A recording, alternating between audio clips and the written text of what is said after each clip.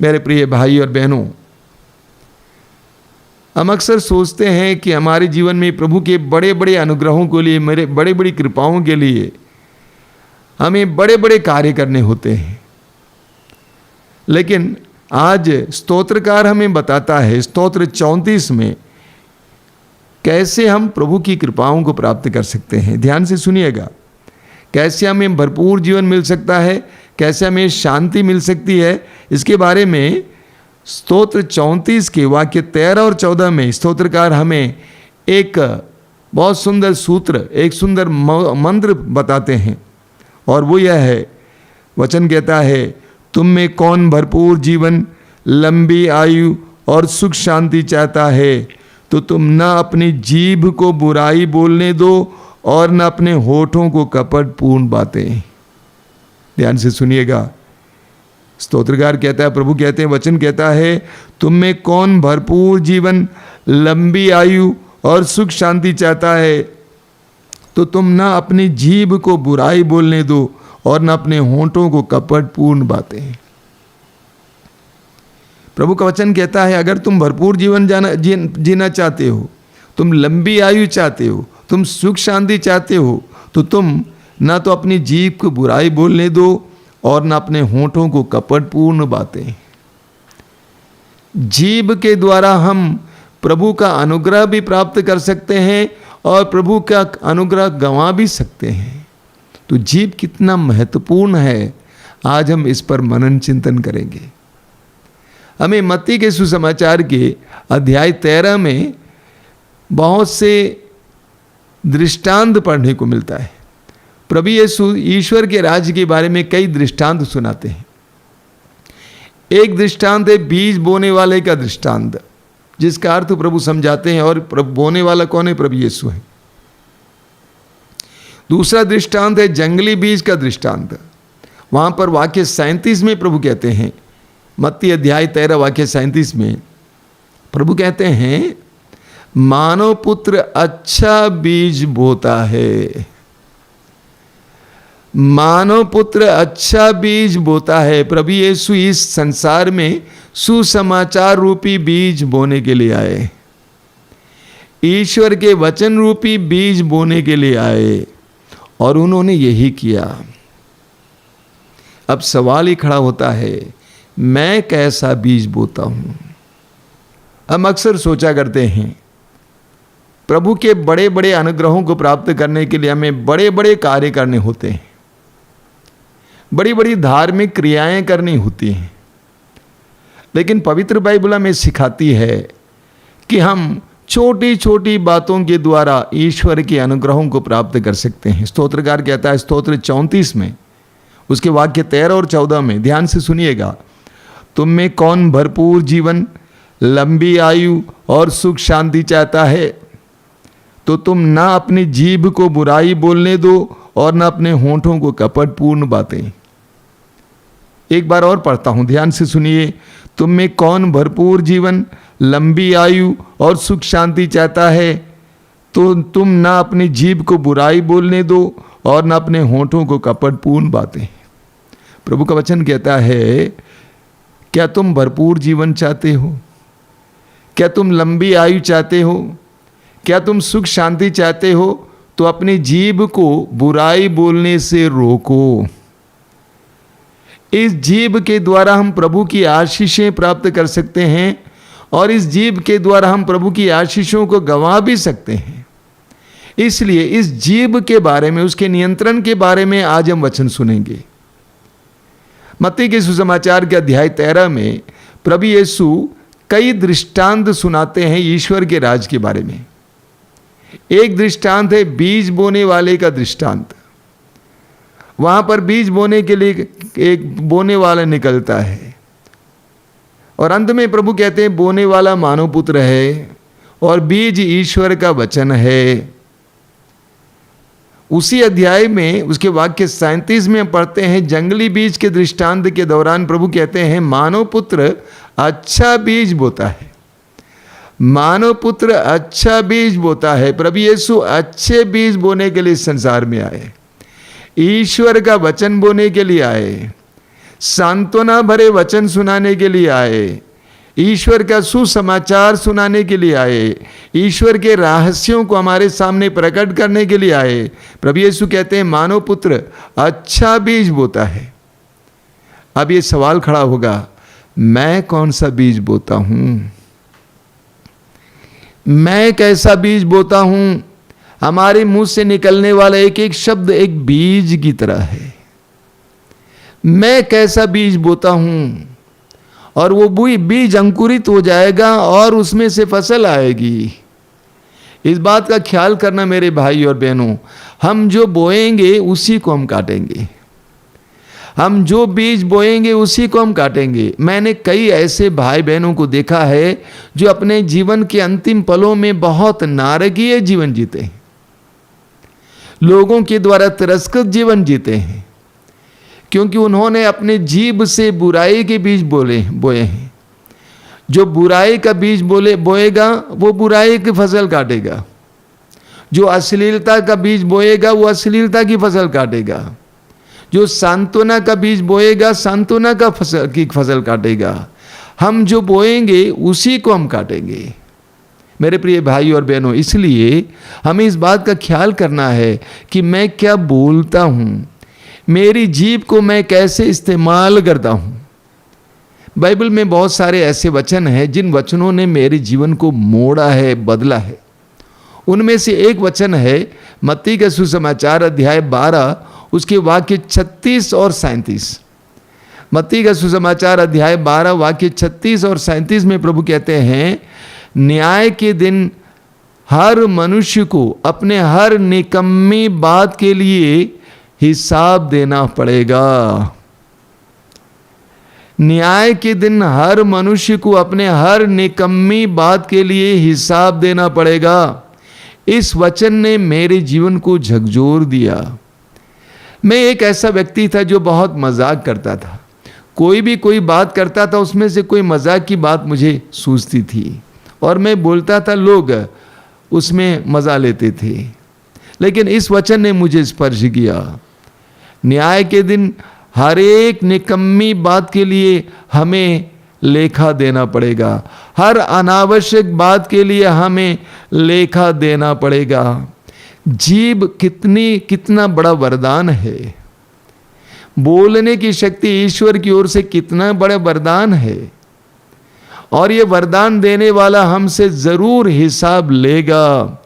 वाक्य 37 में आप पढ़ेंगे, तुम्हारे वचनों के द्वारा तुम दोषी या निर्दोष प्रमाणित किए जाओगे।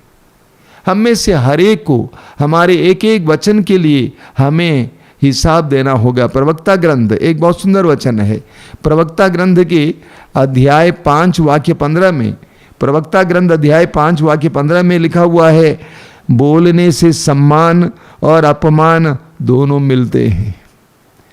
बोलने से सम्मान और अपमान दोनों मिलते हैं। जिह्वा मनुष्य के पतन का कारण बनती है।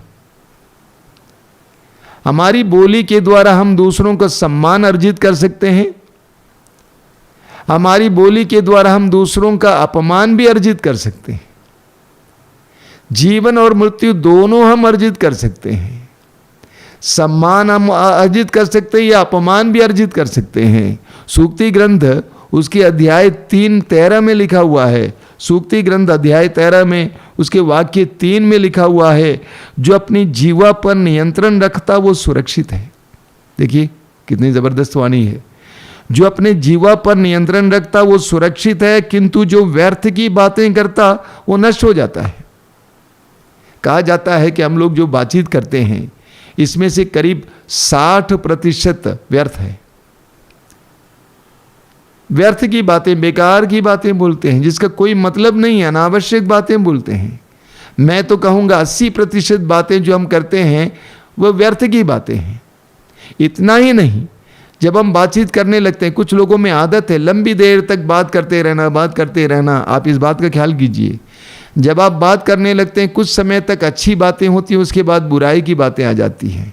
इसकी बातें, उसकी बातें, बुराई की बातें आ जाती हैं और अपने ही जीभ के द्वारा आप पाप में फंस जाते हैं।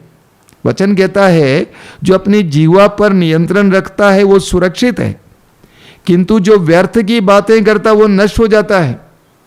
जो व्यर्थ की बातें करता वो नष्ट हो जाता है। जीव के नियंत्रण के बारे में और उसकी आवश्यकता के बारे में संत याकूब अपने पत्र में बहुत सुंदर ढंग से हमें समझाते हैं। करीब करीब पूरा अध्याय, याकूब का पत्र अध्याय 3 में वो जीव के सही इस्तेमाल के बारे में बताते हैं। मैं आपको पढ़ के सुनाना चाहता हूँ वाक्य 2 से। वहाँ पे क्या लिखा हुआ है? जो कभी गलत बात नहीं कहता वह पहुंचा हुआ मनुष्य है। जो कभी गलत बात नहीं कहता वो पहुंचा हुआ मनुष्य है और वह अपने पूर्ण शरीर को नियंत्रण में रख सकता है। जो अपने जुबान को नियंत्रण में रख पाता है वो अपने पूरे शरीर को नियंत्रण में रख सकता है और वो पहुंचा हुआ मनुष्य है। आगे देखिए वाक्य 3 से। यदि हम घोड़ों को वश में रखने के लिए उनके मुंह में लगाम लगाते हैं तो उनके सारे शरीर को इधर उधर घुमा सकते हैं। घोड़ों को हम लगाम लगाते हैं और उसको इस्तेमाल करते हैं, उसको सही दिशा में ले जाते हैं। अगला उदाहरण लीजिए, जहाज का उदाहरण लीजिए। वो कितना ही बड़ा क्यों ना हो और तेज हवा से भले ही बहाया जा रहा हो, तब भी वह कर्णधार की इच्छा के अनुसार एक छोटी सी पतवार से चलाया जाता है।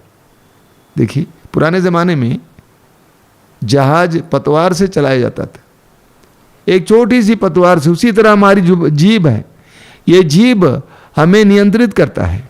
आगे लिखा हुआ है, इसी प्रकार जीभ शरीर का एक छोटा सा अंग है किंतु वो शक्तिशाली होने का दावा कर सकती है। आगे देखिए, एक छोटी सी चिंगारी कितने विशाल वन में आग लगा सकती है। एक छोटी सी चिंगारी कितने विशाल वन में आग लगा सकती है। जीभ भी एक आग है जो हमारे अंगों के बीच हर प्रकार की बुराई का स्रोत है। एक छोटी सी चिंगारी पूरे जंगल को जला सकती है, भस्म कर सकती है। गर्मी के मौसम में हम कई जगहों पर पढ़ते हैं, कई विदेशों में एक एक पूरा जंगल जल जाता है। कितना बड़ा नुकसान होता है, कोई छोटी सी चिंगारी से शुरू होता है। हमारी जुबान भी कुछ इसी तरह है। मैंने देखा कितने परिवार बर्बाद हो जाते हैं लोगों के गलत बातचीत के द्वारा। किसी के बारे में बोल दिए, फलाना फलाने के साथ दिखाई दिया, फलाने ने फलाने से ऐसी बातें की। किसी मनुष्य से बोलता है कि देखते हो तुम्हारी पत्नी किससे बात करती है, वो किसी से बात कर रही थी, हमने देखा है। छोटी सी बात उस परिवार में शक पैदा करती है और उस परिवार को बर्बाद कर डालती है। हमारी एक बात एक चिंगारी की तरह किसी इंसान को या किसी परिवार को बर्बाद कर सकती है। कितनी खतरनाक है। आगे लिखा हुआ है, हर प्रकार के पशु और पक्षी, रेंगने वाले जलचर जीव जंतु सबके सब मानव जाति द्वारा वश में किए जा सकते हैं या वश में किए जा चुके हैं, किंतु कोई मनुष्य अपने जीभ को वश में नहीं कर पाता है। आगे वाक्य 9 में लिखा हुआ है, बहुत सुंदर वचन है, ध्यान से सुनिएगा। हम उससे यानी जीभ से अपने प्रभु एवं पिता की स्तुति करते हैं और उसी से मनुष्यों को अभिशाप देते हैं। जिन्हें ईश्वर ने अपना प्रतिरूप बनाया है, एक ही मुख से स्तुति भी निकलती है और अभिशाप भी। मेरे भाइयों, ये उचित नहीं है। याकूब कहते हैं, मैं क्या देखता हूं कि तुम अपने धर्म क्रिया करते हो, प्रार्थना करते हो, उस जुबान से, उस जीभ से तुम ईश्वर की स्तुति करते हो, ईश्वर की महिमा करते हो, ईश्वर के वचन को पढ़ते हो, ईश्वर के वचन की व्याख्या करते हो, लेकिन उसी मुंह से अभिशाप निकलता है, गाली निकलती है, चोट पहुंचाने वाली बातें निकलती हैं। याकूब कहते हैं ये उचित नहीं है। जिस मुंह से हम परमपिता की आराधना करते हैं, स्तुति करते हैं, महिमा करते हैं, उस मुंह से बुराई नहीं निकलनी चाहिए। हमें अपनी जुबान को इस्तेमाल करना है, लेकिन सोच समझकर। प्रवक्ता ग्रंथ के अध्याय 28 में एक बहुत ज़बरदस्त वचन है, बहुत अच्छा है। प्रवक्ता ग्रंथ अध्याय 28 उसके वाक्य 14 में लिखा हुआ है, चिंगारी पर फूंक मारो और वो भड़केगी, उस पर थूक दो और वो बुझेगी, दोनों तुम्हारे मुंह से निकलते हैं। एक बार ध्यान से सुनिए, वचन में लिखा हुआ है, प्रवक्ता ग्रंथ अध्याय 28 वाक्य 14, चिंगारी पर फूंक मारो और वो भड़केगी, उस पर थूक दो और वो बुझेगी, दोनों तुम्हारे मुंह से निकलते हैं। एक चिंगारी पर आप फूंक मारिए और वो भड़केगी, जीवंत हो जाएगी, लेकिन उस पर थूक दीजिए वो बुझ जाएगी। दोनों आपके मुंह से निकलती हैं। हम इस जुबान से अपनी वाणी के द्वारा लोगों को जीवन दे सकते हैं या लोगों को मौत भी दे सकते हैं। पत्नी ने खाना पकाया, रोज वही पकाती है। एक दिन रोटी जल गई, हल्के से जल गई, पति चिल्लाने लगा, ये रोटी जल गई है, कौन खाएगा? अरे हर रोज वही ना पकाती है, रोज तो आके बैठता है, वो पका के लाती है, खिलाती है। आज रोटी जल गई तो इतना चिल्लाने की क्या जरूरत थी? उसका दिल टूट जाएगा। उसके बदले बोल सकते थे, रीटा आज तो रोटी कुछ जल गई है, कोई बात नहीं। दोनों आपके मुंह से निकलता है। एक उसको बुझाने वाली बात, एक उसको उत्साहित करने वाली बात, उसको बदलने वाली बात। हमारे मुंह से दोनों निकल सकते हैं। एक ऐसी कटु वाणी जिसके द्वारा लोगों को चोट लग सकती है, लोगों की आशा को निराशा में बदल सकती है, लोगों का उत्साह टूट सकता है, या एक ऐसी वाणी जिसके द्वारा लोगों का उत्साह बढ़ सकता है।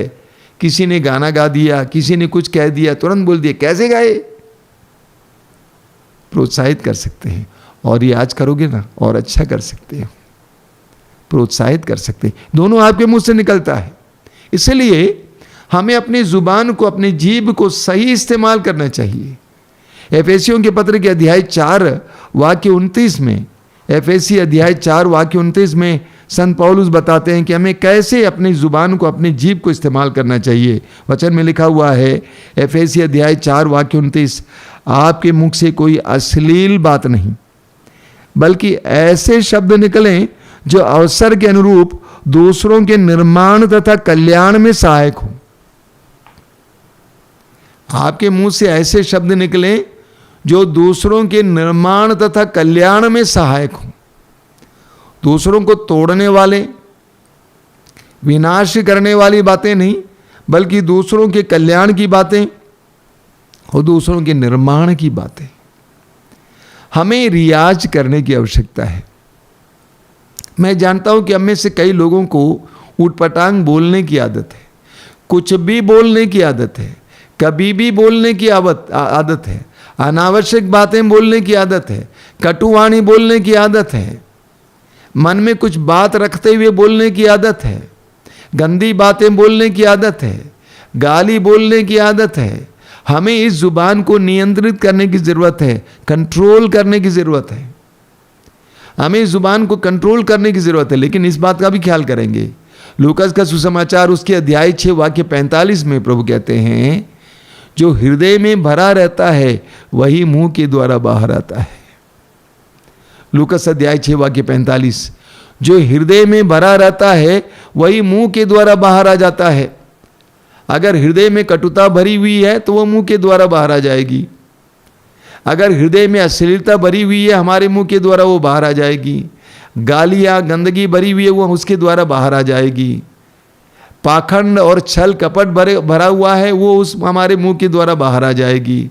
तो हमारे हृदय में जो भरा हुआ है वही मुंह के द्वारा बाहर आ जाएगा। इसलिए हमें अच्छाई बोलनी, अभी अभी हमने कहा कि निर्माण की बातें बोलनी है, कल्याण की बातें बोलनी है, लेकिन ये तभी संभव है जब हमारा हृदय स्वच्छ है। हमारा हृदय स्वच्छ है, हमें अपने हृदय को स्वच्छ करने की जरूरत है। यानी हमारे मुंह से गंदी बातें निकलती है, इसका मतलब मेरा हृदय स्वच्छ नहीं है। हमारे मुंह से नकारात्मक बातें निकलती है, नेगेटिव चीजें निकलती है, इसका मतलब मेरा हृदय नेगेटिव है। हमारे मुंह से अश्लील बातें निकलती है, इसका मतलब मेरे हृदय में अश्लीलता है। हमारे मुंह से गालियां निकलती हैं, इसका मतलब मेरे हृदय में क्रोध है, कटुता है। तो हमारी वाणी के द्वारा हम पहचान सकते हैं कि हमारे हृदय में क्या है। हमें हृदय को शुद्ध करने के लिए प्रयास करने की जरूरत है। आज इस वचन को सुनने के बाद अपना ख्याल करना कि मेरे मुंह से क्या क्या शब्द निकलते हैं, मैं कैसे बात करता हूँ, क्या मेरे मुंह से नकारात्मक बातें निकलती हैं? इसका मतलब मेरे अंदर बहुत नकारात्मकता भरी हुई है। मुझे प्रभु से प्रार्थना करनी है कि प्रभु मेरे हृदय को शुद्ध कीजिए, पवित्र कीजिए। स्तोत्र 141 में स्तोत्रकार बहुत सुंदर प्रार्थना करता है, बहुत सुंदर है।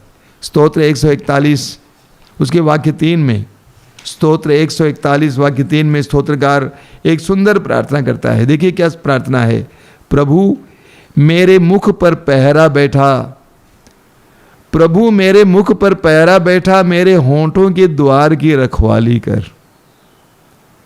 स्तोत्रकार समझता है, अपने आप को पहचानता है कि मैं अपने मुंह को, अपनी जुबान को, अपनी जीभ को कंट्रोल नहीं कर पाता हूं, मैं इसको नियंत्रित करने में कमजोर हूं। इसीलिए वो प्रभु से कहता है, प्रभु मेरे मुख पर पहरा बैठा दो, ताकि कोई गंदगी मेरे मुंह से बाहर ना निकले, कोई बुराई मेरे मुंह से बाहर ना निकले, कोई कटु वाणी मेरे मुंह से बाहर ना निकले। प्रभु मेरे मुख पर पहरा बैठा, मेरे होंठों के द्वार की रखवाली कर। बहुत सुंदर प्रार्थना है, हम लोग भी बोल सकते हैं रोज इस प्रार्थना को। बहुत सुंदर प्रार्थना। स्तोत्र 141 उसके वाक्य 3 में, प्रभु मेरे मुख पर पहरा बैठा, मेरे होंठों के द्वार की रखवाली कर। सुबह सुबह उठने के बाद हम प्रार्थना कर सकते हैं कि प्रभु मेरे मुख पर पहरा बैठा और मेरे होंठों के द्वार की रखवाली कर।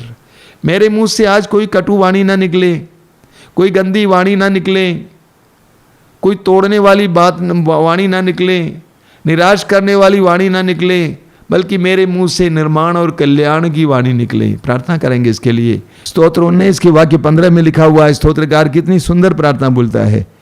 स्तोत्रकार कहता है, प्रभु तू मेरी चट्टान और मुक्तिदाता है, मेरे मुख से जो शब्द निकलते हैं और मेरे मन में जो विचार उठते हैं वे सब के सब तुझे प्रिय लगे। कितनी सुंदर प्रार्थना है। मेरे मुख से जो शब्द निकलते हैं और मेरे मन में जो विचार उठते हैं वे सब के सब तुझे प्रिय लगे। यानी मेरे मुंह से कोई ऐसे शब्द ना निकले जो तुझे प्रिय ना हो, मेरे मन में ऐसा कोई विचार ना आवे जो तुझे प्रिय ना हो। मेरे मुंह से निकलने वाले शब्द और मेरे मन में उठने वाले विचार सब के सब तुझे प्रिय लगे। ऐसे ही शब्द मैं बोलूं, ऐसे विचार मेरे मन में आए। ये हमारे प्रतिदिन की प्रार्थना में हम जोड़ सकते हैं।